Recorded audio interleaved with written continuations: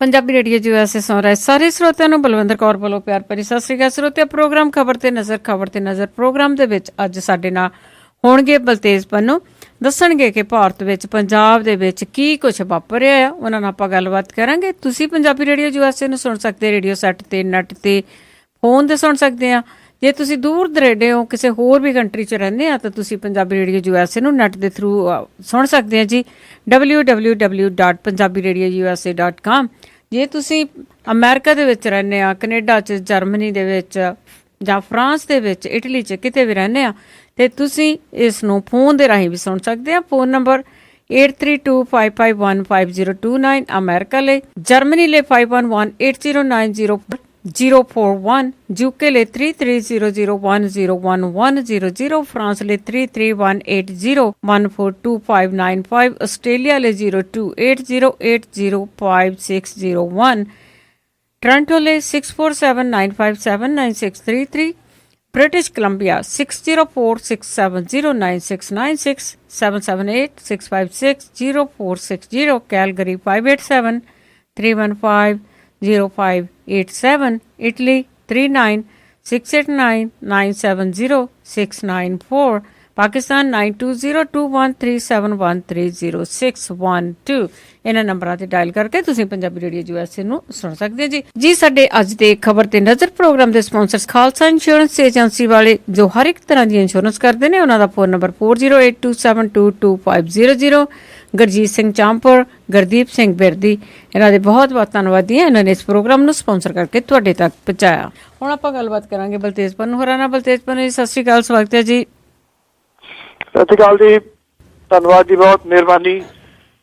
ਜੀ ਬਲਤੇਜ ਪੰਨੂ ਜੀ, ਪਹਿਲਾਂ ਆਪਾਂ ਸ਼ੁਰੂ ਕਰਦੇ ਆ ਨਵੀਂ ਦਿੱਲੀ ਤੋਂ, ਜਿੱਥੇ ਇਲੈਕਸ਼ਨ ਹੋਈ ਆ ਤੇ ਅਰਵਿੰਦ ਕੇਜਰੀਵਾਲ ਨੇ ਉੱਥੇ ਸਹੁੰ ਵੀ ਚੱਕ ਲਈ ਆ, ਤੇ ਉਸ ਦਿੱਲੀ ਦੀ ਨਵੀਂ ਬਣੀ ਸਰਕਾਰ ਦੇ ਵਿੱਚ ਕੀ ਕੁਛ ਵਾਪਰਿਆ? ਬੁਖਾਰ ਦੇ ਨਾਲ ਤਪਦੇ ਅਰਵਿੰਦ ਕੇਜਰੀਵਾਲ ਹੋਰਾਂ ਨੇ ਆਪਣੇ ਮੰਤਰੀ ਮੰਡਲ ਦੇ ਨਾਲ ਜਿਹੜੀ ਉਹ ਸਹੁੰ ਚੁੱਕੀ ਆ। ਕਈ ਗੱਲਾਂ ਇਹਦੇ ਵਿੱਚ ਨਵੀਆਂ ਜਿਹੜੀਆਂ ਸੀਗੀਆਂ ਉਹ ਦੇਖਣ ਨੂੰ ਮਿਲੀਆਂ। ਇੱਕ ਤਾਂ ਠੀਕ 1 ਸਾਲ ਬਾਅਦ ਜਿਹੜੀ ਸਹੁੰ ਚੁੱਕੀ ਉਹਨਾਂ ਨੇ, 14 ਫਰਵਰੀ 2014 ਨੂੰ ਅਸਤੀਫਾ ਦਿੱਤਾ ਸੀਗਾ। 14 ਫਰਵਰੀ 2015 ਨੂੰ ਉਹਨਾਂ ਨੇ ਸਹੁੰ ਜਿਹੜੀ ਉਹ ਚੁੱਕੀ।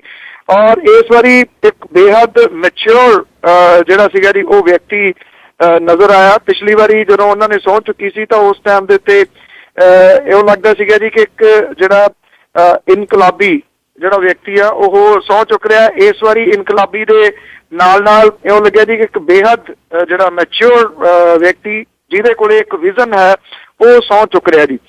ਇਸ ਸਹੁੰ ਚੁੱਕ ਸਮਾਗਮ ਦੇ ਵਿੱਚ ਲੋਕ ਐਡੀ ਵੱਡੀ ਗਿਣਤੀ ਦੇ ਵਿੱਚ ਪਹੁੰਚੇ ਕਿ ਰਾਮਲੀਲਾ ਗਰਾਊਂਡ ਜਿਹੜਾ ਸੀਗਾ ਉਹ ਛੋਟਾ ਪੈ ਗਿਆ। ਲੋਕਾਂ ਨੂੰ ਬਾਹਰ ਜਿਹੜਾ ਸੀਗਾ ਉਹ ਖੜੇ ਰਹਿਣਾ ਪਿਆ ਜੀ, ਅੰਦਰ ਵੜਨ ਦੇ ਵਾਸਤੇ ਜਗ੍ਹਾ ਹੈ ਨਹੀਂ ਸੀਗੀ।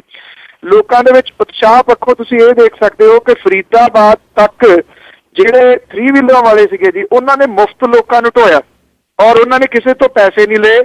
ਆਪਣੇ ਪੱਲਿਓਂ ਜਿਹੜਾ ਸੀਗਾ ਉਹ ਤੇਲ ਜਿਹੜਾ ਸੀਗਾ, ਗੈਸ ਜਿਹੜੀ ਆ ਉਹ ਖਰਚ ਕੇ ਉਹਨਾਂ ਨੇ ਢੋਇਆ। ਔਰ ਉਹ ਹੱਸਦਿਆਂ ਹੋਇਆਂ ਜਿਹੜੇ ਸੀਗੇ ਉਹ ਟੋਪੀਆਂ ਪਾ ਕੇ ਆਮ ਆਦਮੀ ਪਾਰਟੀ ਦੀਆਂ ਲੋਕਾਂ ਨੂੰ ਜਿਹੜਾ ਸੀ ਵਧਾਈਆਂ ਵੀ ਦਿੰਦੇ ਰਹੇ, ਸਵਾਰੀਆਂ ਨੂੰ, ਔਰ ਇਹ ਵੀ ਕਹਿੰਦੇ ਰਹੇ ਕਿ ਅੱਜ ਉਹ ਪੈਸੇ ਨਹੀਂ ਲੈਣਗੇ। ਇਹਦਾ ਮਤਲਬ ਕਿ ਆਮ ਲੋਕਾਂ ਦੀ ਜਿਹੜੀ ਸ਼ਮੂਲੀਅਤ ਆ ਉਸ ਸਰਕਾਰ ਦੇ ਵਿੱਚ ਇਹਨਾਂ ਛੋਟੀਆਂ ਛੋਟੀਆਂ ਚੀਜ਼ਾਂ ਤੋਂ ਉਹ ਦੇਖੀ ਜਾ ਸਕਦੀ ਹੈ ਜੀ। ਜਿੱਥੇ ਆਮ ਆਦਮੀ ਪਾਰਟੀ ਦੀ ਸਰਕਾਰ ਬਣਨ ਤੋਂ ਬਾਅਦ ਮੁੱਖ ਮੰਤਰੀ ਅਰਵਿੰਦ ਕੇਜਰੀਵਾਲ ਹੋਰਾਂ ਨੇ ਜਿਹੜਾ ਸੰਬੋਧਿਤ ਕੀਤਾ ਲੋਕਾਂ ਨੂੰ, ਉਹਨਾਂ ਨੇ ਸਾਰੇ ਵਰਕਰਾਂ ਨੂੰ ਹੰਕਾਰ ਤੋਂ ਬਚਣ ਦੀ ਸਲਾਹ ਦਿੱਤੀ। ਉਹਨਾਂ ਨੇ ਇਹ ਗੱਲ ਐਕਸੈਪਟ ਕੀਤੀ ਕਿ ਜਦੋਂ ਪਿਛਲੀ ਵਾਰੀ 28 ਸੀਟਾਂ ਆ ਗਈਆਂ ਸੀ, ਸਾਡੇ ਕੋਲੇ ਵੀ ਹੰਕਾਰ ਆ ਗਿਆ ਤੇ ਅਸੀਂ ਹੰਕਾਰ ਦੇ ਵਿੱਚ ਪੂਰੇ ਮੁਲਕ ਦੇ ਵਿੱਚ ਜਿਹੜੇ ਉਮੀਦਵਾਰ ਸੀ ਉਹ ਖੜੇ ਕਰਤੇ। ਔਰ ਉਹਨਾਂ ਕਿਹਾ ਕਿ ਅੱਗੋਂ ਹੰਕਾਰ ਦੇ ਵਾਸਤੇ ਬਚਣਾ ਪਊਗਾ। ਆਪਣੇ ਵਰਕਰਾਂ ਨੂੰ ਇੱਥੋਂ ਤੱਕ ਵੀ ਉਹਨਾਂ ਨੇ ਸੁਚੇਤ ਕਰਤਾ ਕਿ ਕੋਈ ਵਰਕਰ ਜਿਹੜਾ ਉਹ ਟੋਪੀ ਪਾ ਕੇ ਗੁੰਡਾਗਰਦੀ ਨਾ ਕਰੇ।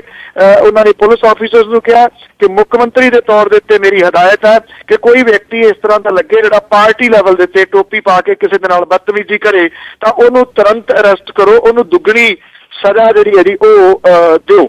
ਇਹਦੇ ਨਾਲ ਨਾਲ ਉਹਨਾਂ ਨੇ ਇਹ ਵੀ ਗੱਲ ਜਿਹੜੀ ਸੀ ਉਹ ਕੀਤੀ ਕਿ ਕਿਰਨ ਬੇਦੀ ਉਹਨਾਂ ਕੋਲੇ ਪੁਲਿਸ ਦਾ ਤਜਰਬਾ, ਜੇਕਰ ਲੋੜ ਪਈ ਅਸੀਂ ਉਹਨਾਂ ਦੀ ਮਦਦ ਵੀ ਲਵਾਂਗੇ। ਉਹਨਾਂ ਕਿਹਾ ਕਿ ਅਜੇ ਮਾਕਨ ਦੇ ਕੋਲੇ ਸਿਆਸਤ ਦਾ ਤਜਰਬਾ ਹੈ, ਜੇਕਰ ਉਹਨਾਂ ਦੀ ਲੋੜ ਪਈ ਤਾਂ ਅਸੀਂ ਉਹਨਾਂ ਕੋਲੋਂ ਵੀ ਮਦਦ ਜਿਹੜੀ ਹੈ ਜੀ ਉਹ ਲਵਾਂਗੇ। ਜਿਹੜੇ 6 ਮੰਤਰੀ ਬਣਾਏ ਗਏ ਨੇ ਜੀ, ਉਹਨਾਂ ਨੂੰ ਉਹਨਾਂ ਦੇ ਕੰਮ ਵੰਡ ਦਿੱਤੇ ਗਏ ਨੇ। ਇਹਦੇ ਵਿੱਚ ਅਰਵਿੰਦ ਕੇਜਰੀਵਾਲ ਹੋਰਾਂ ਨੇ ਕੋਈ ਮੰਤਰਾਲਾ ਨਹੀਂ ਰੱਖਿਆ, ਉਹ ਸਿਰਫ ਮੁੱਖ ਮੰਤਰੀ ਜਿਹੜਾ ਜੀ ਉਹ ਰਹਿਣਗੇ। ਔਰ ਉਹਨਾਂ ਨੇ ਕਿਹਾ ਕਿ ਸਾਰੇ ਮੰਤਰਾਲੇ ਜਿਹੜੇ ਨੇ ਉਹਨਾਂ ਦੇ ਉੱਤੇ ਮੇਰੀ ਨੇੜਿਓਂ ਨਿਗਾਹ ਰਹੂਗੀ। ਉਹਨਾਂ ਨੇ ਇਹ ਵੀ ਕਿਹਾ ਕਿ 5 ਸਾਲ ਜਿਹੜਾ ਜੀ ਉਹ ਦਿੱਲੀ ਦੀ ਬਿਹਤਰੀ ਦੇ ਵਾਸਤੇ ਕੰਮ ਕਰੂੰਗਾ। ਉਹਨਾਂ ਕਿਹਾ ਕਿ 24 ਘੰਟੇ ਜਿਹੜੇ ਸਾਡੇ ਮੰਤਰੀ ਜਿਹੜੇ ਨੇ ਉਹ ਕੰਮ ਕਰਨਗੇ। ਮੀਡੀਆ ਨੂੰ ਵੀ ਉਹਨਾਂ ਨੇ ਨਸੀਹਤ ਦਿੱਤੀ, ਭਾਰਤੀ ਮੀਡੀਆ ਨੂੰ, ਕਿ ਉਹ ਨਾ ਹੋਵੇ 24 ਘੰਟਿਆਂ ਬਾਅਦ ਜਾਂ 36 ਘੰਟਿਆਂ ਬਾਅਦ ਤੁਸੀਂ ਮਾਈਕ ਲੈ ਕੇ ਆ ਜਾਓ ਕਿ ਦੱਸੋ ਜਿਹੜੇ ਵਾਅਦੇ ਕੀਤੇ ਸੀ ਉਹ ਪੂਰੇ ਕੀਤੇ ਕਿ ਨਹੀਂ। ਉਹ ਕਹਿੰਦੇ ਲੋਕਾਂ ਨੇ ਸਾਨੂੰ 5 ਸਾਲ ਵਾਸਤੇ ਚੁਣਿਆ ਤੇ ਸਾਨੂੰ ਕੰਮ ਕਰਨ ਦਾ ਮੌਕਾ ਜਿਹੜਾ ਦਿੱਤਾ ਜਾਵੇ। VIP ਕਲਚਰ ਦਾ ਖਾਤਾ ਸੀ ਉਹ ਕਰਦਿਆਂ ਉਹਨਾਂ ਨੇ ਇਹ ਗੱਲ ਕਹੀ ਕਿ ਕਿਸੇ ਗੱਡੀ ਦੇ ਉੱਤੇ ਉਹਨਾਂ ਦੇ ਜਿਹੜੇ ਦਿੱਲੀ ਸਰਕਾਰ ਦੇ ਕੋਈ ਰੈੱਡ ਲਾਈਟ ਨਹੀਂ ਲੱਗੂਗੀ, ਕਿਸੇ ਗੱਡੀ ਦੇ ਉੱਤੇ ਹੂਟਰ ਜਿਹੜਾ ਉਹ ਨਹੀਂ ਲੱਗੂਗਾ। ਉਹਨਾਂ ਕਿਹਾ ਕਿ VIP ਕਲਚਰ ਦਾ ਜਿਹੜਾ ਜੀ ਉਹ ਖਾਤਮਾ ਕਰ ਦਿੱਤਾ ਗਿਆ। ਪਰ ਨਾਲ ਦੀ ਨਾਲ ਉਹਨਾਂ ਨੇ ਇਹ ਵੀ ਕਿਹਾ ਕਿ ਕੰਮ ਕਰਨ ਦੇ ਵਾਸਤੇ ਸਾਨੂੰ ਗੱਡੀਆਂ ਤਾਂ ਵਰਤਣੀਆਂ ਪੈਣੀਆਂ ਨੇ, ਕਿਤੇ ਇਸ ਗੱਲ ਦੇ ਉੱਤੇ ਨਾ ਰੌਲਾ ਪਾ ਲਿਓ ਕਿ ਗੱਡੀਆਂ ਕਿਉਂ ਵਰਤ ਰਹੇ ਆ। ਉਹਨਾਂ ਨੇ ਇਹ ਵੀ ਕਿਹਾ ਕਿ ਦਫ਼ਤਰ ਦੇ ਵਾਸਤੇ ਸਾਨੂੰ ਜਗ੍ਹਾ ਵੀ ਚਾਹੀਦੀ ਹੈ। ਉਹ ਕਹਿੰਦੇ ਜਿਹੜੇ ਘਰ ਦੇ ਵਿੱਚ ਮੈਂ ਰਹਿਣਾ ਛੋਟਾ ਜਿਹਾ ਉਹ ਫਲੈਟ ਹੈ ਉਹਦੇ ਵਿੱਚ ਹੀ ਰਹੂੰਗਾ, ਪਰ ਦਫ਼ਤਰ ਦੇ ਵਾਸਤੇ ਤਾਂ ਜਗ੍ਹਾ ਚਾਹੀਦੀ ਹੋਊਗੀ। ਕਿਤੇ ਉਹਦਾ ਵੀ ਇਸ਼ੂ ਨਾ ਬਣਾ ਲਿਓ ਕਿ ਆਮ ਆਦਮੀ ਪਾਰਟੀ ਨੇ ਦਫ਼ਤਰ ਕਿਉਂ ਜਿਹੜਾ ਜੀ ਉਹ ਖੋਲ ਲਿਆ। ਸੋ ਤਰੀਕੇ ਦੇ ਨਾਲ ਉਹਨਾਂ ਨੇ ਸਾਰੇ ਜਿਹੜੇ ਇਸ਼ੂ ਸੀਗੇ ਉਹਨਾਂ ਨੂੰ ਟੱਚ ਕੀਤਾ। ਇਹਦੀ ਜਿਹੜੀ ਸਭ ਤੋਂ ਜਿਹੜੀਆਂ ਅਹਿਮ ਗੱਲ ਇਹ ਰਹੀ ਕਿ ਨਹੀਂ ਤਾਂ ਅਕਸਰ ਇੰਨੇ ਮੈਜੋਰਿਟੀ ਦੇ ਵਿੱਚ ਜਿਹੜੇ ਜਦੋਂ ਕੋਈ ਸਰਕਾਰ ਆਈ ਹੋਵੇ ਤਾਂ ਉਹ ਕੱਪੜੇ ਉੱਤੇ ਹੀ ਬਹੁਤਾ ਜਿਹੜਾ ਜ਼ੋਰ ਦਿੰਦੇ ਨੇ ਨਵੇਂ ਸਵਾ ਕੇ। ਉਹਨਾਂ ਹੀ ਕੱਪੜਿਆਂ ਦੇ ਵਿੱਚ ਅਰਵਿੰਦ ਕੇਜਰੀਵਾਲ ਤੇ ਉਹਨਾਂ ਦੇ ਸਾਥੀ ਦਿਸੇ, ਜਿਨ੍ਹਾਂ ਦੇ ਵਿੱਚ ਉਹ ਅਕਸਰ ਜਿਹੜੇ ਦੇਖੇ ਜਾਂਦੇ ਨੇ ਆਮ ਕੱਪੜਿਆਂ ਦੇ ਵਿੱਚ ਹੀ ਉਹਨਾਂ ਨੇ ਸਾਦੇ ਤਰੀਕੇ ਦੇ ਨਾਲ ਜਿਹੜੀ ਹੈ ਜੀ ਉਹ ਸਹੁੰ ਚੁੱਕੀ। ਉਹਨਾਂ ਨੇ ਇਹ ਵੀ ਗੱਲ ਜਿਹੜੀ ਦੀ ਕਹਿਤੀ ਕਿ ਹੁਣ ਤੋਂ ਬਾਅਦ ਦਿੱਲੀ ਦੇ ਵਿੱਚ ਕਿਸੇ ਦੇ ਧਾਰਮਿਕ ਅਸਥਾਨ ਦੇ ਉੱਤੇ ਕੋਈ ਅਟੈਕ ਹੋਇਆ ਤਾਂ ਦਿੱਲੀ ਦੀ ਸਰਕਾਰ ਜਿਹੜੀ ਹੈ ਜੀ ਉਹ ਇਹਦੇ ਤੇ ਬਹੁਤ ਸਖਤੀ ਜਿਹੜੀ ਆ ਉਹ ਕਰੂਗੀ। ਉਹਨਾਂ ਕਿਹਾ ਕਿ ਸਾਰੇ ਧਰਮਾਂ ਵਾਲੇ ਜਿਹੜੇ ਨੇ ਉਹ ਆਪੋ ਆਪਣੇ ਧਰਮ ਦੇ ਵਿੱਚ ਰਹਿਣ, ਕਿਸੇ ਨੂੰ ਇਹ ਕੋਈ ਹੱਕ ਨਹੀਂ ਹੈ ਕਿ ਦੂਸਰੇ ਦੇ ਉੱਤੇ ਜਿਹੜਾ ਜੀ ਉਹ ਅਟੈਕ ਕਰੇ। ਇਹ ਕੁਝ ਅਹਿਮ ਝਲਕੀਆਂ, ਅਹਿਮ ਗੱਲਾਂ ਸਨ ਜੀ ਜਿਹੜੀਆਂ ਅਰਵਿੰਦ ਕੇਜਰੀਵਾਲ ਹੋਰਾਂ ਦੀ ਸਹੁੰ ਚੁੱਕ ਸਮਾਗਮ ਦੇ ਦੌਰਾਨ ਜਿਹੜੀਆਂ ਸੀਗੀਆਂ ਉਹ ਰਹੀਆਂ। ਇੱਕ ਗੱਲ ਮੈਂ ਹੋਰ ਜ਼ਰੂਰ ਇਹਦੇ ਵਿੱਚ ਜਿਹੜੀ ਸ਼ਾਮਲ ਕਰਨੀ ਚਾਹੂੰਗਾ ਕਿ ਅਰਵਿੰਦ ਕੇਜਰੀਵਾਲ ਹੋਰਾਂ ਦੀ ਪਤਨੀ, ਉਹਨਾਂ ਦੀ ਬੇਟੀ, ਉਹਨਾਂ ਦਾ ਬੇਟਾ, ਉਹਨਾਂ ਦੇ ਮਾਤਾ ਪਿਤਾ ਆਮ ਲੋਕਾਂ ਦੇ ਵਿੱਚ ਥੱਲੇ ਬੈਠੇ ਜੀ, ਕੋਈ VIP ਸੀਟਾਂ ਉਹਨਾਂ ਦੇ ਵਾਸਤੇ ਨਹੀਂ ਲਾਈਆਂ ਗਈਆਂ। ਜੀ ਬਿਲਕੁਲ। ਤੇ ਜੇ ਕੋਈ ਪੰਜਾਬ ਦੇ ਵਿੱਚ ਇਸ ਤਰ੍ਹਾਂ ਹੁੰਦਾ ਤੇ ਉੱਥੇ ਦੇਖ ਲਓ ਗਾਰਦ ਕਿੰਨੀ ਘੁੰਮਦੀ ਹੋਣੀ ਸੀ ਇਕੱਲੇ ਮੈਂਬਰ ਦੇ ਪਿੱਛੇ, ਪਰਿਵਾਰ ਦੇ ਪਿੱਛੇ। ਤੇ ਅੱਗੇ ਜੀ ਜਿਵੇਂ ਸ਼ੀਲਾ ਦੀਕਸ਼ਿਤ ਨੂੰ ਹਰਾਇਆ ਸੀਗਾ ਪਹਿਲਾਂ ਪਿਛਲੇ ਸਾਲ ਇਹਨਾਂ ਨੇ, ਤੇ ਉਸ ਦੇ ਉੱਤੇ ਨਿਸ਼ਾਨਾ ਰਹੂਗਾ ਕਹਿੰਦੇ ਆਮ ਆਦਮੀ ਪਾਰਟੀ ਦਾ। ਡਿਪਟੀ ਮੁੱਖ ਮੰਤਰੀ ਬਣਾਏ ਗਏ ਮਨੀਸ਼ ਸਿਸੋਦੀਆ ਹੋਰਾਂ ਨੇ ਜਿਹੜਾ ਜੀ ਇਹ ਇਸ਼ਾਰਾ ਕੀਤਾ ਕਿ ਇਹਦੀ ਜਿਹੜੀ ਕਰਪਸ਼ਨ ਜਿਹੜੀ ਦਿੱਲੀ ਦੇ ਵਿੱਚ ਹੋਈ ਹੈ ਪਹਿਲਾਂ, ਉਹਦੇ ਉੱਤੇ ਜਿਹੜੀ ਹੈ ਜੀ ਛਾਣਬੀਣ ਜ਼ਰੂਰ ਕੀਤੀ ਜਾਊਗੀ। ਕਾਂਗਰਸ ਨੂੰ ਇਹਦੇ ਤੋਂ ਪਹਿਲਾਂ ਹੀ ਵਕਤ ਜਿਹੜਾ ਜੀ ਉਹ ਪੈ ਗਿਆ। ਉਹਨਾਂ ਨੇ ਨਾਲ ਦੀ ਨਾਲ ਉਹਨਾਂ ਦਾ ਬਿਆਨ ਜਿਹੜਾ ਜੀ ਆ ਗਿਆ ਕਿ ਇਹ ਤਾਂ ਬਦਲੇ ਦੀ ਸਿਆਸਤ ਹੋਊਗੀ। ਬਦਲੇ ਦੀ ਸਿਆਸਤ ਨਹੀਂ ਕਹੀ ਜਾ ਸਕਦੀ। ਸਭ ਨੂੰ ਪਤਾ ਹੈ ਕਿ ਦਿੱਲੀ ਦੇ ਵਿੱਚ ਕਰਪਸ਼ਨ ਜਿਹੜੀ ਆ ਉਹ ਅੰਨ੍ਹੇਵਾਹ ਹੋਈ ਹੈ। ਖਾਸ ਤੌਰ ਦੇ ਉੱਤੇ ਸ਼ੀਲਾ ਦੀਕਸ਼ਿਤ ਦੇ ਮੁੰਡੇ ਦੇ ਉੱਤੇ ਤਾਂ ਜਿਹੜਾ ਜੀ ਕਿੰਨਾ ਕੁਝ ਆਉਂਦਾ ਨਾ ਜੀ, ਸਵਾਲ ਜਿਹੜੇ ਉਹ ਖੜੇ ਹੁੰਦੇ ਨੇ। ਸੋ ਇਹ ਕਿਹਾ ਜਾ ਰਿਹਾ ਜੀ ਕਿ ਸ਼ੀਲਾ ਦੀਕਸ਼ਿਤ ਸਰਕਾਰ ਦੇ ਸਮੇਂ ਦੇ ਵਿੱਚ ਜਿਹੜੀਆਂ ਹੋਈਆਂ ਕੁਝ ਬੇਨਿਯਮੀਆਂ ਨੇ ਉਹਨਾਂ ਦੇ ਬਾਰੇ ਦੇ ਵਿੱਚ ਜਿਹੜੀ ਹੈ ਜੀ ਉਹ ਜਾਂਚ ਕਰਵਾਈ ਜਾਊਗੀ।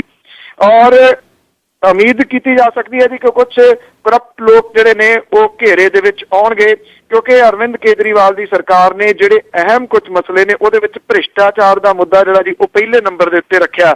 ਤਾਂ ਹੀ ਉਹਨਾਂ ਨੇ ਕਿਹਾ ਕਿ ਲੋਕ ਜਿਹੜੇ ਨੇ ਉਹ ਭ੍ਰਿਸ਼ਟਾਚਾਰ ਨੂੰ ਖਤਮ ਕਰਨ ਦੇ ਵਾਸਤੇ ਸਾਥ ਦੇਣ, ਨਾ ਜਿਹੜੀ ਹੈ ਜੀ ਉਹ ਮਾਫ ਕਰਨਾ ਰਿਸ਼ਵਤ ਦੇਣ, ਨਾ ਰਿਸ਼ਵਤ ਜਿਹੜੀ ਇਹਦੀ ਲੈਣ। ਉਹਨਾਂ ਨੇ ਫੇਰ ਕਿਹਾ ਕਿ ਜਿਹੜੇ ਇਹਦੀ ਰਿਕਾਰਡਿੰਗ ਕਰ ਲਓ, ਜੇ ਕੋਈ ਰਿਸ਼ਵਤ ਮੰਗਦਾ ਤੇ ਲਿਆ ਕੇ ਜਿਹੜੀ ਇਹਦੀ ਉਹ ਸਾਨੂੰ ਦੇ ਦਿਓ।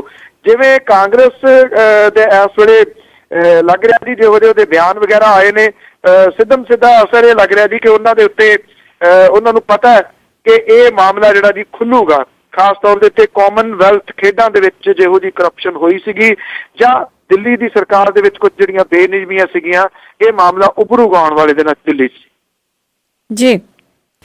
ਤੇ ਜੀ ਅੱਗੇ ਗੱਲ ਕਰਦੇ ਜਿਵੇਂ 9 ਮਾਸ ਦਾ ਰਿਸ਼ਤਾ ਰੱਖਣ ਵਾਲੀ ਅਕਾਲੀ ਭਾਜਪਾ ਆ, ਪਰ ਕਹਿੰਦੇ ਨਗਰ ਨਿਗਮ ਦੀਆਂ ਚੋਣਾਂ ਦੇ ਵਿੱਚ ਕਈ ਸ਼ਹਿਰਾਂ ਦੇ ਵਿੱਚ ਇਹ ਇਕੱਲੇ ਹੀ ਹੋ ਗਿਆ। ਕੱਲ ਜਿਹੜੀ ਸੀ ਇੱਕ ਮੀਟਿੰਗ ਜ਼ਰੂਰ ਹੋਈ ਹੈ ਜੀ ਅਕਾਲੀ ਦਲ ਦੇ ਨੇਤਾ ਤੇ ਬੀਜੇਪੀ ਦੇ ਨੇਤਾ ਦੇ ਵਿਚਾਲੇ ਤੀਕਸ਼ਣ ਸੂਦ ਤੇ ਡਾਕਟਰ ਦਲਜੀਤ ਚੀਮਾ ਦੇ ਵਿਚਾਲੇ ਇਹ ਕਹਿ ਦਿੱਤਾ ਗਿਆ ਜੀ ਕਿ ਕੋਈ ਗੱਲ ਨਹੀਂ, ਸਾਡਾ ਗੱਠਜੋੜ ਜਿਹੜਾ ਜੀ ਉਹ ਜਾਰੀ ਰਹੂਗਾ, ਏਦਾਂ ਦੀ ਕੋਈ ਗੱਲ ਨਹੀਂ ਹੈਗੀ ਜਿਹੜੀ ਫੈਲਾਈ ਜਾ ਰਹੀ ਆ। ਜਦੋਂ ਕਿ ਦੂਜੇ ਪਾਸੇ ਇਹਦਾ ਜਿਹੜਾ ਜੀ ਬਿਲਕੁਲ ਉਲਟ ਅਸਰ ਹੈ ਜੀ। 3 ਸ਼ਹਿਰ ਨੇ ਜਿੱਥੇ ਅਕਾਲੀ ਦਲ ਤੇ ਭਾਜਪਾ ਵਾਲੇ ਜਿਹੜੇ ਉਹ ਆਮੋ ਸਾਹਮਣੇ ਨੇ। ਤਰਨਤਾਰਨ, ਬਟਾਲਾ ਤੇ ਨਡਾਲਾ ਦੇ ਵਿੱਚ ਕੋਈ ਗੱਠਜੋੜ ਨਹੀਂਗਾ ਜੀ। ਮਾਲਵੇ ਦੇ ਵਿੱਚ ਭਾਰਤੀ ਜਨਤਾ ਪਾਰਟੀ ਨੂੰ ਵੱਧ ਸੀਟਾਂ ਜਿਹੜੀਆਂ ਦਿੱਤੀਆਂ ਗਈਆਂ ਨੇ।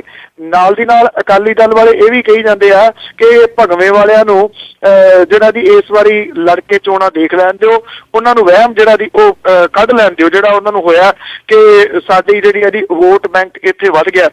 ਜਿੱਥੋਂ ਤੁਸੀਂ ਅੰਦਾਜ਼ਾ ਲਾ ਸਕਦੇ ਹੋ ਕਿ ਹੰਕਾਰ ਵਾਲੀ ਜਿਹੜੀ ਗੱਲ ਹੈ ਜੀ, ਉਹ ਇਹ ਕਹਿ ਰਹੇ ਨੇ ਕਿ ਸੀਟਾਂ ਤੇ ਤਾਂ ਤੁਸੀਂ ਖੜੋਤੇ ਹੋ, ਵਰਕਰ ਤਾਂ ਸਾਡੇ ਹੀ ਨੇ ਉੱਥੇ ਜਿਹੜੇ ਵੋਟਾਂ ਨਹੀਂ ਪੈਣ ਦੇਣਗੇ। ਜਿਹੋ ਜੀ ਗੁੰਡਾਗਰਦੀ ਜਿਹੜੀ ਸਾਹਮਣੇ ਆਈ ਹੈ ਇਹ ਇਸ ਵਾਰੀ ਨਗਰ ਤੇ ਕੌਂਸਲ ਦੀਆਂ ਚੋਣਾਂ ਦੇ ਵਿੱਚ ਹੁੰਦੀ ਤਾਂ ਹਰ ਵਾਰੀ ਹੈ। ਇਹ ਤਾਂ ਚੋਣਾਂ ਲੁੱਟੀਆਂ ਜਾਂਦੀਆਂ ਨੇ, ਜਿੱਤੀਆਂ ਨਹੀਂ ਜਾਂਦੀਆਂ। ਪਰ ਐਤਕੀ ਕੁਝ ਨਵੇਂ ਤਜਰਬੇ ਸੱਤਾਧਾਰੀ ਧਿਰ ਨੇ ਕੀਤੇ ਨੇ ਜੀ। ਨਵੇਂ ਤਜਰਬਿਆਂ ਦੇ ਵਿੱਚ ਉਹਨਾਂ ਨੇ ਇਹ ਕੀਤਾ, ਇੱਥੇ ਕਾਗਜ਼ ਦਾਖਲ ਕਰਵਾਏ ਜਾਂਦੇ ਨੇ SDM ਦੇ ਦਫ਼ਤਰ ਦੇ ਵਿੱਚ। ਉਹਨਾਂ ਦਫ਼ਤਰ ਦੇ ਉੱਤੇ ਹੀ ਗੁਰੂ ਹਰਸਾਏ ਦੇ ਵਿੱਚ ਕਬਜ਼ਾ ਕਰ ਲਿਆ। ਉਨੀ ਦੇਰ ਤੱਕ ਕਬਜ਼ਾ ਕਰੀ ਰੱਖਿਆ ਜਿੰਨੀ ਦੇਰ ਤੱਕ ਦਫ਼ਤਰ ਦੇ ਬੰਦ ਹੋਣ ਦਾ ਸਮਾਂ ਨਹੀਂ ਆ ਗਿਆ। ਭਾਵ ਕਿ ਉਸ ਤੋਂ ਬਾਅਦ ਕਹਿਤਾ ਜੀ ਠੀਕ ਹੈ ਜੀ, ਦਫ਼ਤਰ ਤਾਂ ਹੁਣ ਬੰਦ ਆ, ਹੁਣ ਤੁਸੀਂ ਕਾਗਜ਼ ਕਿੱਥੇ ਦਾਖਲ ਕਰਾਉਣੇ ਨੇ।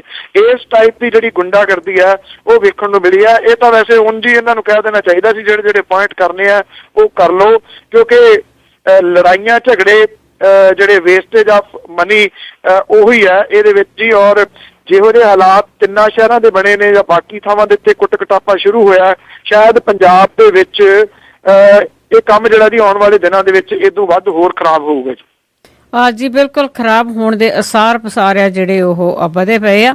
ਤੇ ਇੱਕ ਇਹਨਾਂ ਦੀ ਜਿਹੜੀ ਤਰਨਤਾਰਨ ਦੇ ਵਿੱਚ ਬੜਾ ਕੁਝ ਹੋਇਆ ਸੀਗਾ, ਇੱਕ ਦੂਜੇ ਦਾ ਕੁੱਟ ਕਟਾਪਾ ਹੋਇਆ ਸੀ, ਉਸ ਦੇ ਵਿੱਚ ਵੀ ਅਕਾਲੀਆਂ ਨੇ ਕਿਹਾ ਕਿ ਪੁਲਿਸ ਦੇ ਖਿਲਾਫ ਉਹ ਜਾਣਗੇ ਜੀ।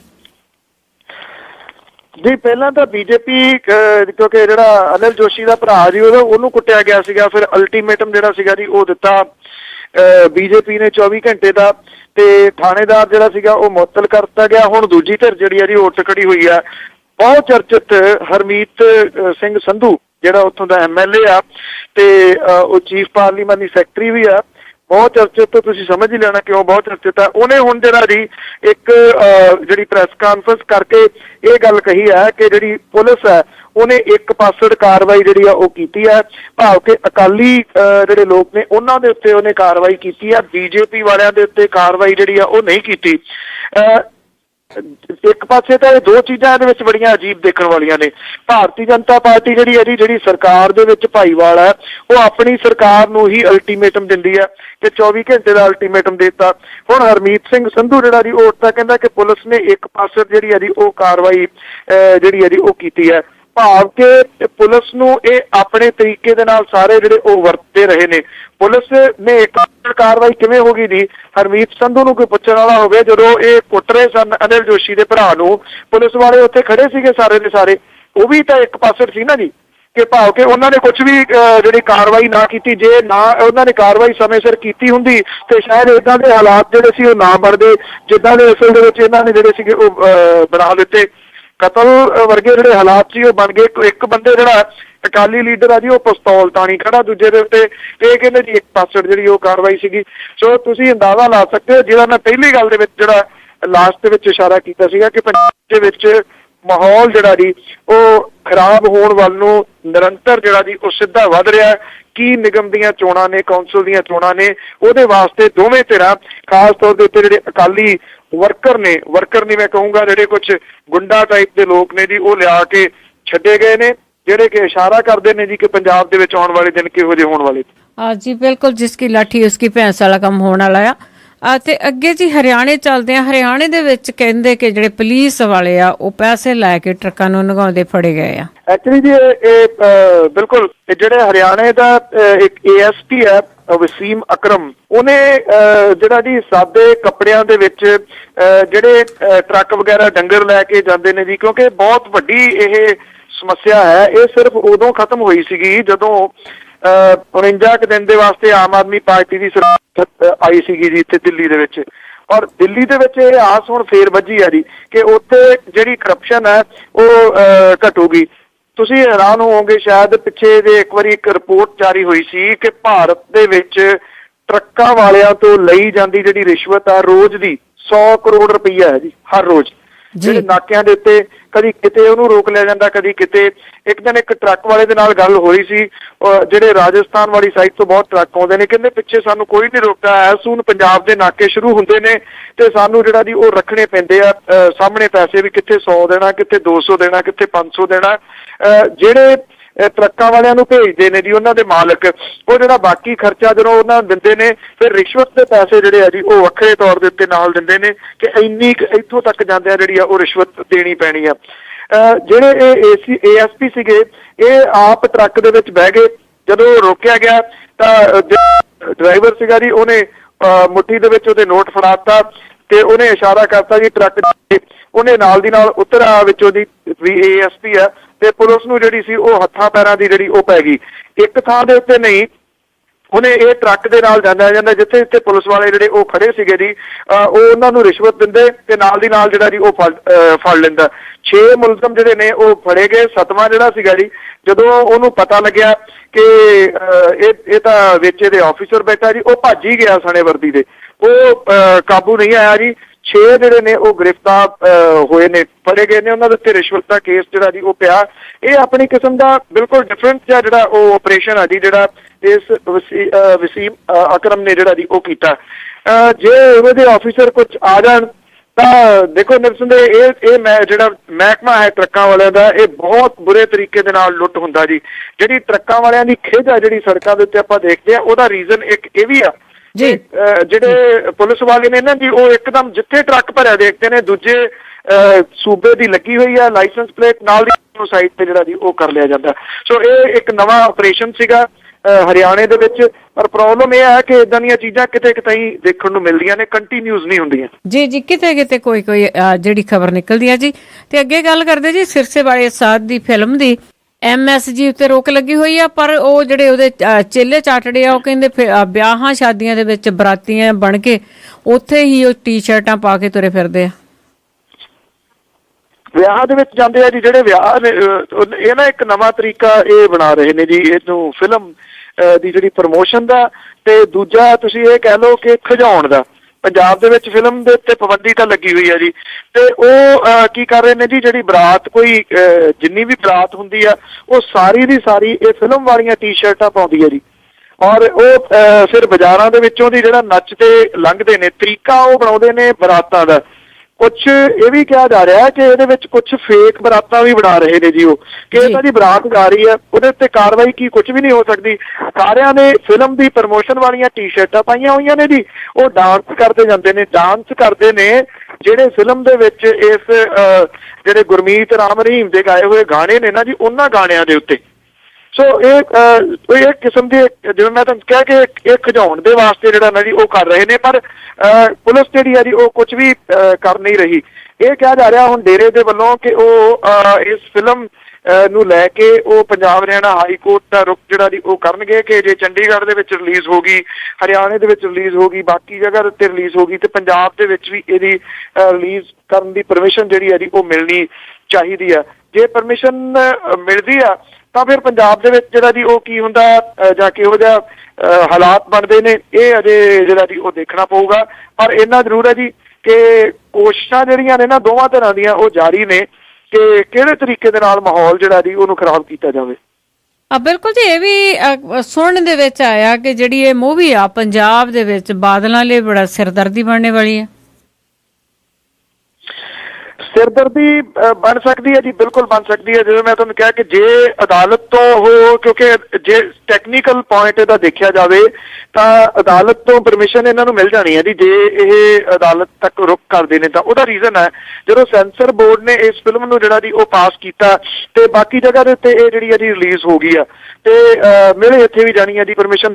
ਤੇ ਜਦੋਂ ਮਿਲਦੀ ਆ, ਨਿਰਸੰਦੇਹ ਜਿਹੜੇ ਬਾਦਲ ਵਿਰੋਧੀ ਦਲ ਨੇ ਜੀ ਉਹ ਇਸ ਮਸਲੇ ਨੂੰ ਜਿਹੜਾ ਚੁੱਕਣਗੇ, ਉਹ ਫਿਰ ਸੜਕਾਂ ਦੇ ਉੱਤੇ ਜਿਹੜਾ ਜੀ ਉਹ ਆਉਣਗੇ, ਤੇ ਨਿਰਸੰਦੇਹ ਸਿਰਦਰਦੀ ਤਾਂ ਬਣੂਗੀ ਜੀ ਬਾਦਲ ਦੀ ਸਰਕਾਰ ਦੇ ਵਾਸਤੇ। ਜੀ ਜੀ, ਤੇ ਅੱਗੇ ਗੱਲ ਕਰਦੇ ਹਾਂ ਵੀ ਜਿਸ ਤਰ੍ਹਾਂ ਆਪਾਂ ਗੈਂਗਾਂ ਦੀ ਗੱਲ ਕਰਦੇ ਸੀਗੇ ਕਿ ਪੰਜਾਬ ਦੇ ਵਿੱਚ ਗੈਂਗ ਬਹੁਤ ਆ ਪਰ ਪੁਲਿਸ ਨੂੰ ਪਤਾ ਹੀ ਨਹੀਂ ਲੱਗਾ, ਪਰ ਹੁਣ ਕਹਿੰਦੇ ਗੈਂਗਾਂ ਦੀ ਜਿਹੜੀ ਫੜੋ ਫੜਾਈ ਆ ਬਹੁਤ ਜਾਰੀ ਆ।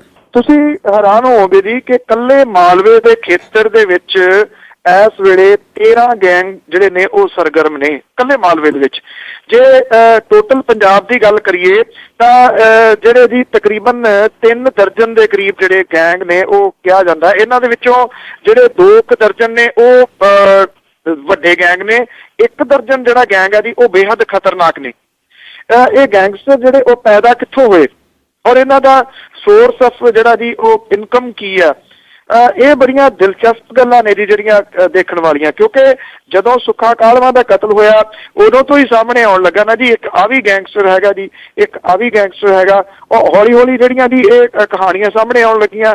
ਹਾਈਵੇ ਰੋਬਰਸ ਜਿਹੜੇ ਨੇ ਉਹ ਇਹ ਗੈਂਗ ਨੇ ਜੀ, ਇਹ ਗੈਂਗਸਟਰ ਨੇ ਜਿਹੜੇ ਹਾਈਵੇ ਤੇ ਰੋਬ ਕਰਦੇ ਆ ਜੀ, ਲੋਕਾਂ ਨੂੰ ਲੁੱਟਦੇ ਆ। ਜਿਹੜੀਆਂ ਫਰੌਤੀਆਂ ਲੈਂਦੇ ਨੇ ਜੀ ਇਹ ਬੱਚਿਆਂ ਨੂੰ ਚੁੱਕ ਕੇ, ਕਿਸੇ ਬਿਜ਼ਨਸਮੈਨ ਦਾ ਬੱਚਾ ਚੁੱਕ ਲਿਆ, ਬਹੁਤ ਮਾਮਲੇ ਨੇ ਮੈਕਸਿਮਮ ਜਿਹੜੇ ਪੁਲਿਸ ਤੱਕ ਨਹੀਂ ਆਉਂਦੇ। ਜਿਹੜਾ ਬਿਜ਼ਨਸਮੈਨ ਆ ਜੀ ਉਹ ਪੈਸੇ ਪੂਸੇ ਦੇ ਕੇ ਆਪਣਾ ਬੱਚਾ ਜਿਹੜਾ ਜੀ ਉਹ ਛੁਡਵਾ ਲੈਂਦਾ। ਮਹੀਨੇ ਲੈਂਦੇ ਨੇ ਜੀ ਇਹ, ਜਿਹੜੇ ਦੁਕਾਨਾਂ ਵਾਲਿਆਂ ਤੋਂ ਮਹੀਨੇ ਲੈਂਦੇ ਨੇ, ਬਿਜ਼ਨਸਮੈਨਾਂ ਤੋਂ ਜਿਹੜੇ ਉਹ ਮਹੀਨੇ ਲੈਂਦੇ ਨੇ ਉਹਨਾਂ ਦੀ ਪ੍ਰੋਟੈਕਸ਼ਨ ਦੇ ਵਾਸਤੇ ਕਿ ਤੁਹਾਨੂੰ ਕੋਈ ਦੂਜਾ ਗੈਂਗ ਚੁੱਕ ਨਹੀਂ ਸਕੂਗਾ। ਜਿੱਦਾਂ ਆਪਾਂ ਫਿਲਮਾਂ ਦੇ ਵਿੱਚ ਖਾਸ ਤੌਰ ਦੇ ਉੱਤੇ ਦੇਖਦੇ ਆ ਨਾ ਜੀ, ਉਹ ਚੀਜ਼ਾਂ ਇੱਥੇ ਜਿਹੜੀਆਂ ਉਹ ਦੇਖਣ ਨੂੰ ਮਿਲਦੀਆਂ ਨੇ ਜੀ ਇਹਨਾਂ ਗੈਂਗ ਦੇ ਵਿੱਚ।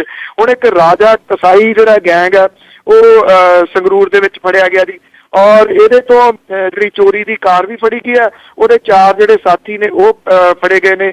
ਹੁਣ ਤੱਕ ਕੋਈ 9 ਦੇ ਕਰੀਬ ਜਿਹੜੇ ਗੈਂਗਸਟਰ ਨੇ ਪੁਲਿਸ ਨੇ ਕਾਬੂ ਕੀਤੇ ਨੇ। ਪਰ ਹੈਰਾਨੀ ਵਾਲੀ ਥੋੜੀ ਜਿਹੀ ਗੱਲ ਇਹ ਆ ਕਿ ਪੁਲਿਸ ਜਿਹੜੇ ਸੁੱਖਾ ਕਾਹਲਵਾਂ ਵਾਲੇ ਮਾਮਲੇ ਦੇ ਵਿੱਚ ਗੈਂਗਸਟਰ ਫੜੇ ਗਏ ਨੇ ਉਹਨਾਂ ਦਾ ਖੁਲਾਸਾ ਕਰਨ ਦੇ ਵਿੱਚ ਡਿਲੇ ਕਿਉਂ ਕਰ ਰਹੀ ਹੈ, ਇਹ ਸਮਝ ਤੋਂ ਪਰੇ ਵਾਲੀ ਗੱਲ ਹੈ ਜੀ। ਕਿ ਕਿਉਂ ਨਹੀਂ ਉਹ ਇਹਦਾ ਖੁਲਾਸਾ ਕਰ ਰਹੀ ਕਿ ਕਿਹੜੇ ਕਿਹੜੇ ਲੋਕ ਫੜੇ ਗਏ ਨੇ, ਉਹਨਾਂ ਦਾ ਸੁੱਖਾ ਕਾਹਲਵਾਂ ਦੇ ਕਤਲ ਦੇ ਵਿੱਚ ਕੋਈ ਰੋਲ ਵੀ ਹੈ ਜਾਂ ਨਹੀਂ। ਇਹ ਵੀ ਕਿਹਾ ਜਾਂਦਾ ਜੀ ਕਿ ਜਿਹੜੀਆਂ ਰਾਜਨੀਤਿਕ ਪਾਰਟੀਆਂ ਨੇ ਉਹਨਾਂ ਦੀ ਪੁਸ਼ਤ ਪਨਾਹੀ ਇਹਨਾਂ ਨੂੰ ਰਹਿੰਦੀ ਆ। ਸਭ ਨੂੰ ਪਤਾ ਮਾਰਿਆ ਗਿਆ ਜਿਹੜਾ ਇੱਕ ਗੋਲਡੀ ਸੀਗਾ, ਇੱਕ ਜਿਹੜਾ ਸ਼ਿੱਬਣ ਸੀਗਾ ਜੀ, ਇਹ ਇਹਨਾਂ ਸਾਰੇ ਲੋਕਾਂ ਦੇ ਪਿੱਛੇ ਸੱਤਾਧਾਰੀ ਧਿਰ ਵਾਲੇ ਸੀਗੇ ਜੀ। ਜੀ ਅਤੇ ਜੀ ਅੱਗੇ ਇੱਕ ਅਪੂਲ 'ਚ ਕਤਲ ਹੋਇਆ ਸੀ ਤਾਂ ਉਸ ਦੇ ਵਿੱਚ 4 ਬੰਦੇ ਫੜੇ ਗਏ, ਉਸ ਦੀ ਖਬਰ ਆਈ ਹੈ। ਜਿਹੜਾ ਫੂਲ ਦੇ ਵਿੱਚ ਨਾ ਜੀ ਜਿਹੜਾ ਗੋਲਡੀ ਦਾ ਕਤਲ ਹੋਇਆ ਸੀਗਾ, ਇਹ ਐਕਚੁਅਲੀ ਜਿਹੜੇ ਸਿਕੰਦਰ ਸਿੰਘ ਮਲੂਕਾ ਨੇ ਉਹਨਾਂ ਦਾ ਨੇੜੇ ਵਾਲਾ ਸੀਗਾ। ਕਿਸੇ ਟਾਈਮ ਇਹ PPP ਦੇ ਵਿੱਚ ਹੁੰਦਾ ਸੀਗਾ ਜੀ। ਉਸ ਤੋਂ ਬਾਅਦ ਇਹ ਕਿਹਾ ਜਾਂਦਾ ਕਿ ਇਹਦੇ ਉੱਤੇ ਕੇਸ ਜਿਹੜੇ ਸੀਗੇ ਉਹ ਦਰਜ ਕਰਵਾਤੇ, ਫਿਰ ਇਹਨੂੰ ਧੱਕੇ ਦੇ ਨਾਲ ਜਿਹੜਾ ਜੀ ਲੈ ਗਏ। ਜਿਹੜਾ ਲੱਖਾ ਸੁਧਾਰਾ ਹੈ ਜੀ ਉਹਦੇ ਉੱਤੇ ਹਮਲਾ ਹੋਇਆ ਸੀਗਾ ਕੁਝ ਸਮਾਂ ਪਹਿਲਾਂ, ਉਹਨੂੰ ਕਾਫੀ ਗੋਲੀਆਂ ਜਿਹੜੀਆਂ ਵੱਜੀਆਂ ਸੀਗੀਆਂ। ਫੂਲ ਦੇ ਖੇਤਰ ਦੇ ਵਿੱਚ ਜਿਹੜਾ ਕਿ ਸਿਕੰਦਰ ਸਿੰਘ ਮਲੂਕਾ ਹੋਰਾਂ ਦਾ ਏਰੀਆ, ਉੱਥੇ ਲੱਖਾ ਸੁਧਾਰਾ ਤੇ ਜਿਹੜੇ ਮਲੂਕਾ ਹੋਰਾਂ ਦੇ ਲੋਕ ਨੇ ਉਹਨਾਂ ਦੇ ਭੇੜ ਅਕਸਰ ਹੀ ਜਿਹੜੇ ਉਹ ਹੁੰਦੇ ਰਹਿੰਦੇ ਨੇ, ਇੱਕ ਦੂਜੇ ਦੇ ਉੱਤੇ ਹਮਲੇ ਜਿਹੜੇ ਉਹ ਹੁੰਦੇ ਰਹਿੰਦੇ ਨੇ। ਇਹ ਜਿਹੜਾ ਅਕਾਲੀਆਂ ਦੇ ਵਿੱਚ ਚਲੇ ਗਿਆ ਗੁਰਬੀਰ ਸਿੰਘ ਗੋਲਡੀ ਸੀਗਾ, ਇਹਦੇ ਨਾਲ ਉਦੋਂ ਤੂੰ ਮੈਂ ਜਿਹੜੀ ਹੋਈ ਆ, ਇਹਨੇ ਲੱਖੇ ਸੁਧਾਰੇ ਨੂੰ ਕਿਤੇ ਥੱਪੜ ਜਿਹੜਾ ਜੀ ਉਹ ਮਾਰਤਾ ਤੇ ਬਾਹਰ ਆ ਕੇ ਜਿਹੜਾ ਜੀ ਫਿਰ ਉਹਨੇ ਗੋਲੀ ਜਿਹੜੀ ਆ ਜੀ ਇਹਦੇ ਗੋਲਡੀ ਦੇ ਵੱਜੀ ਦੱਸੀ ਜਾਂਦੀ ਆ। ਗੋਲੀ ਮਾਰੀ ਵੀ ਸਿੱਧੀ ਆ ਦਿਲ ਦੇ ਉੱਤੇ ਔਰ ਥਾਂ ਤੇ ਇਹਦੀ ਮੌਤ ਜਿਹੜੀ ਸੀ ਉਹ ਹੋ ਗਈ ਸੀਗੀ। ਜਿਹੜੇ 4 ਬੰਦੇ ਫੜੇ ਗਏ ਨੇ, ਇੱਕ ਨਰਿੰਜਨ ਸਿੰਘ, ਰਣਜੀਤ ਸਿੰਘ ਰਾਣਾ, ਨੰਬਰਦਾਰ ਗੁਰਬੀਰ ਸਿੰਘ ਬੀਰਾ ਤੇ ਤਰਸੇਮ ਸਿੰਘ ਸੇਮਾ ਜਿਹੜੇ ਸ਼ਾਮਲ ਨੇ। ਲੱਖਾ ਸੁਧਾਰਾ ਜਿਹੜਾ ਜੀ ਉਹ ਅਜੇ ਪੁਲਿਸ ਨੇ ਜਿਹੜਾ ਜੀ ਉਹ ਨਹੀਂ ਫੜਿਆ। ਹੁਣ ਜਿਹੜੇ ਆਪਾਂ ਪਹਿਲਾਂ ਵੀ ਗੱਲ ਕਰਕੇ ਹਟੇ ਆ ਜਿਹੜੀ ਤਰਨਤਾਰਨ ਵਾਲੇ ਮਾਮਲੇ ਦੇ ਵਿੱਚ, ਇੱਥੇ ਵੀ ਸਿਕੰਦਰ ਸਿੰਘ ਮਲੂਕਾ ਹੋਰੀ ਕਹਿੰਦੇ ਨੇ ਕਿ ਜੇ ਪੁਲਿਸ ਸਹੀ ਟਾਈਮ ਦੇ ਉੱਤੇ ਕਾਰਵਾਈ ਕਰਦੀ ਤਾਂ ਇਹ ਕਤਲ ਹੋਣ ਤੋਂ ਰੁਕ ਸਕਦਾ ਸੀਗਾ। ਹੈਰਾਨੀ ਵਾਲੀ ਗੱਲ ਹੈ, ਇੱਕ ਕੈਬਨਿਟ ਮੰਤਰੀ ਵੀ ਇਹੀ ਕਹੀ ਜਾਂਦਾ ਜੀ ਕਿ ਪੁਲਿਸ ਨੇ ਸਹੀ ਸਿਰ ਕੰਮ ਜਿਹੜੀ ਆ ਜੀ ਉਹ ਕਾਰਵਾਈ ਨਹੀਂ ਕੀਤੀ। ਹੁਣ ਜੇ ਇਹਦਾ ਮਤਲਬ ਸਰਕਾਰ ਦੇ ਕੰਟਰੋਲ ਦੇ ਵਿੱਚ ਪੁਲਿਸ ਹੈ ਨਹੀਂ ਗੀ, ਉਹ ਆਪਣੇ ਤਰੀਕੇ ਦੇ ਨਾਲ ਜਿਹੜਾ ਜੀ ਉਹ ਕੰਮ ਕਰਦੀ ਹੈ। ਇੱਕ ਦੂਸਰੀ ਗੱਲ ਇਹ ਕਿ ਜਿਹੜਾ ਇਹ ਗੋਲਡੀ ਮਾਰਿਆ ਗਿਆ ਉਸ ਤੋਂ ਬਾਅਦ ਅਜੇ ਵੀ ਜਿਹੜਾ ਪ੍ਰਸ਼ਾਸਨਿਕ ਤੌਰ ਦੇ ਉੱਤੇ ਇਸ ਦੀ ਗੰਭੀਰਤਾ ਨੂੰ ਨਹੀਂ ਦੇਖਿਆ ਜਾ ਰਿਹਾ ਕਿ ਇਸ ਏਰੀਏ ਦੇ ਵਿੱਚ ਜਿਹੜੇ ਹਾਲਾਤ ਨੇ ਉਹ ਆਉਂਦੀਆਂ ਚੋਣਾਂ ਦੇ ਦੌਰਾਨ ਖਰਾਬ ਹੋ ਸਕਦੇ ਨੇ। ਕਿਉਂਕਿ ਜਿਹੜੇ ਸਿਕੰਦਰ ਸਿੰਘ ਮਲੂਕਾ ਹੋਰੀ ਨੇ ਉਹਨਾਂ ਦਾ ਤਾਂ ਜਿਹੜਾ ਆਪਣਾ ਰਿਕਾਰਡ ਸਭ ਨੂੰ ਪਤਾ ਹੈ ਕਿ ਮੂਵੀ ਜਿਹੜੀ ਪਈ ਹੈ ਕਿ ਉਹ ਕਿਹੜੇ ਤਰੀਕੇ ਦੇ ਨਾਲ ਬੇਰੁਜ਼ਗਾਰਾਂ ਨੂੰ ਕੁੱਟਦੇ ਰਹੇ ਨੇ ਕੜਾ ਮੂਹਰੇ ਕਰਕੇ ਜੀ। ਜੀ ਜੀ ਬਿਲਕੁਲ, ਉਹਨਾਂ ਦੀ ਮੂਵੀ ਪਈ ਆ, ਸਾਰਿਆਂ ਨੇ ਦੇਖੀ ਆ ਆਪਣੇ ਸੋਸ਼ਲ ਨੈਟਵਰਕ ਤੇ ਕਿ ਉਹ ਵੀ ਮੁੰਡਿਆਂ ਨੂੰ ਕੁੱਟ ਰਹੇ ਆ। ਅੱਗੇ ਗੱਲ ਆਪਾਂ ਗੁਜਰਾਤ ਦੀ ਕਰਦੇ ਜੀ। ਗੁਜਰਾਤ ਦੇ ਵਿੱਚ ਜਿਹੜਾ ਕਤਲੇਆਮ ਹੋਇਆ ਸੀ ਉਸ ਦੇ ਵਿੱਚ ਕਹਿੰਦੇ 70 ਦੇ 70 ਹੀ ਬੰਦੇ ਬਰੀ ਕਰ ਦਿੱਤੇ ਗਏ ਆ ਜੀ। ਇਹ ਗੁਜਰਾਤ ਦੇ ਬਨਸਕਾਂਠਾ ਜ਼ਿਲ੍ਹੇ ਦੇ ਵਿੱਚ ਇੱਥੋਂ ਦੀ ਇੱਕ ਅਦਾਲਤ ਜਿਹੜੀ ਹੈ ਜੀ ਉਹਨੇ 2002 ਦੇ ਗੁਜਰਾਤ ਦੰਗਿਆਂ ਦੇ ਮਾਮਲੇ ਦੇ ਵਿੱਚ ਸਾਰੇ ਦੇ ਸਾਰੇ 70 ਮੁਲਜ਼ਮ ਜਿਹੜੇ ਸੀਗੇ ਜੀ ਉਹਨਾਂ ਨੂੰ ਸਬੂਤਾਂ ਦੀ ਘਾਟ ਦੇ ਆਧਾਰ ਦੇ ਉੱਤੇ ਬਰੀ ਕਰ ਦਿੱਤਾ ਜੀ। ਇਹ ਦੰਗੇ ਸੇਸ਼ਨ ਨਾਵਾ ਪਿੰਡ ਦੇ ਵਿੱਚ ਹੋਏ ਸੀਗੇ।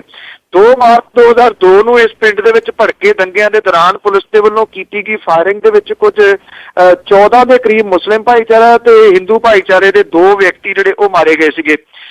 ਜਿਹੜੇ ਸੈਸ਼ਨ ਜੱਜ ਨੇ ਉੱਥੇ VK ਪਜਾਦਾ ਉਹਨੇ ਇਸ ਆਧਾਰ ਦੇ ਉੱਤੇ ਇਹਨਾਂ ਨੂੰ ਬਰੀ ਕੀਤਾ ਹੈ ਕਿ ਮੁਦਈ ਧਿਰ ਕਤਲੋਗਾਤ ਕਰਨ ਵਾਲੀ ਭੀੜ ਦੇ ਵਿੱਚ ਮੁਲਜ਼ਮਾਂ ਦੀ ਸ਼ਮੂਲੀਅਤ ਦਾ ਕੋਈ ਠੋਸ ਸਬੂਤ ਨਹੀਂ ਪੇਸ਼ ਕਰ ਸਕੀ। ਇਸ ਮਾਮਲੇ ਦੀ ਪੈਰਵਾਈ ਕਰਨ ਵਾਲੇ ਜਿਹੜੇ ਸਰਕਾਰੀ ਵਕੀਲ ਨੇ DV ਠਾਕਰ ਉਹਨੇ ਇਹ ਗੱਲ ਕਹੀ ਆ ਕਿ ਮੌਕੇ ਦੇ ਗਵਾਹ ਜਿਹੜੇ ਉਹ ਮੁੱਕਰ ਗਏ ਤੇ ਕੁੱਲ ਹੋਈਆਂ 109 ਜ਼ੁਬਾਨੀ ਗਵਾਹੀਆਂ ਦੇਣ ਵਾਲੇ ਜਿਹੜੇ ਮੁਲਜ਼ਮਾਂ ਦਾ ਨਾਂ ਨਹੀਂ ਦੱਸ ਸਕੇ, ਜਿਹਦੇ ਕਾਰਨ ਜਿਹੜੀ ਇਹ FIR ਸੀ ਜੀ ਉਹਦਾ ਪੱਖ ਕਮਜ਼ੋਰ ਹੋ ਗਿਆ। ਇਸ ਮਾਮਲੇ ਦੇ ਵਿੱਚ ਮੁਲਜ਼ਮ ਬਣਾਏ ਗਏ ਬੰਦਿਆਂ ਦੇ ਵਿੱਚੋਂ 8 ਦੀ ਮੁਕੱਦਮੇ ਦੇ ਦੌਰਾਨ ਮੌਤ ਹੋ ਗਈ। ਇਹ ਵੀ ਦੱਸਿਆ ਗਿਆ ਜੀ ਕਿ 12 ਚਾਰਜ ਸ਼ੀਟ ਦਾਇਰ ਜਿਹੜੀਆਂ ਉਹ ਕੀਤੀਆਂ ਗਈਆਂ ਸੀਗੀਆਂ। 5000 ਦੇ ਕਰੀਬ ਦੰਗਾਕਾਰੀਆਂ ਨੇ ਸਾਬਰਮਤੀ ਐਕਸਪ੍ਰੈਸ ਗੱਡੀ ਨੂੰ ਅੱਗ ਲਾਏ ਜਾਣ ਤੋਂ ਬਾਅਦ 2 ਮਾਰਚ ਨੂੰ ਇਸ ਪਿੰਡ ਨੂੰ ਘੇਰਾ ਪਾ ਲਿਆ ਸੀਗਾ ਤੇ ਇਸ ਗੁੰਡਿਆਂ ਦੀ ਭੀੜ ਨੇ ਬਲੋਚ ਮੁਸਲਿਮ ਭਾਈਚਾਰੇ ਦੇ 2 ਬੱਚਿਆਂ ਸਣੇ 14 ਲੋਕਾਂ ਨੂੰ ਬੜੀ ਬੇਰਹਿਮੀ ਦੇ ਨਾਲ ਮਾਰ ਦਿੱਤਾ ਸੀਗਾ। ਇਹ ਸਾਰੇ ਦੇ ਸਾਰੇ 70 ਲੋਕ ਜਿਹੜੇ ਨੇ ਜੀ ਉਹ ਬਰੀ ਹੋ ਗਏ। ਤੇ ਅਖੀਰ ਦੇ ਵਿੱਚ ਅੱਜ ਨਵਾਂ ਕਿ ਪਹਿਲਾਂ ਦਿੱਲੀ ਦੇ ਵੱਲ ਧਿਆਨ ਸੀਗਾ, ਹੋ ਗਿਆ ਹੁਣ ਕ੍ਰਿਕਟ ਦੇ ਵੱਲ ਵੀ ਆ। ਪਹਿਲਾਂ ਦਿੱਲੀ ਦੇ ਵੱਲ ਧਿਆਨ ਸੀਗਾ, ਹੋ ਗਿਆ ਹੁਣ ਕ੍ਰਿਕਟ ਦੇ ਵੱਲ ਵੀ ਆ। ਚੌਕੇ ਛਿੱਕੇ ਕਈ ਗਿਣਨ ਨੇ ਯਾਰ ਲੱਗੇ, ਲੱਗਦੀ ਭੁੱਲ ਗਈ ਹੋ ਰਿਹਾ ਗੱਲ ਵੀ ਆ। ਚਰਚੇ ਪਿਛਲਿਆਂ ਮੈਚਾਂ ਦੇ ਹੋਈ ਜਾਂਦੇ, ਖੱਟੀ ਕਿਹੜੇ ਖਿਡਾਰੀ ਸੀ ਭੱਲਵੀਆਂ, ਮਾਰੀ ਕਿਹੜੇ ਖਿਡਾਰੀ ਸੀ ਬਾਲ ਤਿੱਖੀ, ਕਿਹਦੇ ਕੋਲੋਂ ਨਾ ਹੋਈ ਸੀ ਝੱਲਵੀਆਂ। ਜੇ ਤਾਂ ਖੇਡ ਗਈ ਹਿੰਦ ਦੀ ਟੀਮ ਚੰਗਾ, ਲੋਕ ਖੁਸ਼ ਹੋ ਕੇ ਭੰਗੜੇ ਪਾਉਣਗੇ। ਜੇ ਤਾਂ ਖੇਡ ਗਈ ਹਿੰਦ ਦੀ ਟੀਮ ਚੰਗਾ, ਲੋਕ ਖੁਸ਼ ਹੋ ਕੇ ਭੰਗੜੇ ਪਾਉਣਗੇ। ਗਏ ਹਾਰ ਤਾਂ ਫਿਕਸਿੰਗ ਦਾ ਪਾਰ ਔਲਾ, ਲੈਣ ਦੇਣ ਦੇ ਦੋਸ਼ ਵੀ ਲਾਉਣਗੇ। ਜੀ ਬਹੁਤ ਧੰਨਵਾਦ ਜੀ। ਮਿਹਰਬਾਨੀ ਜੀ, ਥੈਂਕ ਯੂ, ਸਤਿ ਸ਼੍ਰੀ ਅਕਾਲ ਜੀ। ਸਤਿ ਸ਼੍ਰੀ ਅਕਾਲ ਜੀ। ਸਰੋਤੇ ਸਨ ਬਲਤੇਜ ਪੰਨੂ ਜਿਨ੍ਹਾਂ ਨੇ ਸਾਨੂੰ ਖਬਰਾਂ ਜੋ ਵੀ ਆਉਂਦੀਆਂ ਨੇ ਉਹਨਾਂ ਦੇ ਬਾਰੇ ਦੱਸਿਆ। ਹੁਣ ਮੇਰੇ ਵੱਲੋਂ ਸਾਰੇ ਸਰੋਤਿਆਂ ਨੂੰ ਅਗਲੇ ਬੁਲਟਨ ਤੱਕ ਪਿਆਰ ਭਰੀ ਸਤਿ ਸ਼੍ਰੀ ਅਕਾਲ।